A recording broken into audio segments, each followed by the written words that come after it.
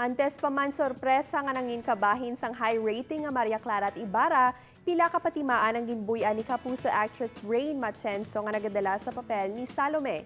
Pareho sa pagsulod ni Rocco Nasino nga nagadala sa papel ni Elias, ginpost ni Rain nga exciting part ang pagsulod sa Noli Me Tangere sang iya crush. Sang nakaengkwentro ni Elias ang buwaya, ginpost naman siningatani siya na ang buwaya para mahakos siya ni Elias. Si Elias kag si Salome ang magkagugma sa istorya.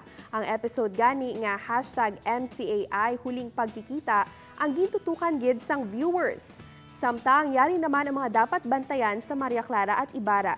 Si Fidel may ginakamutan na nga babayi. Si Clay naman magabulig sa aruon nga ginbuligan man ni Maria Clara. Si Padre Salvi mangayo na sang divine intervention tungod sa iya kaluyag kay Maria Clara. Si Clay naman, palayaso ni Padre Damaso sa puloy ani Kapitan Tiago. Kung nga atutukan karon alas 8 sa gabi sa GMA kag alas 9:40 naman sa gabi sa GTV.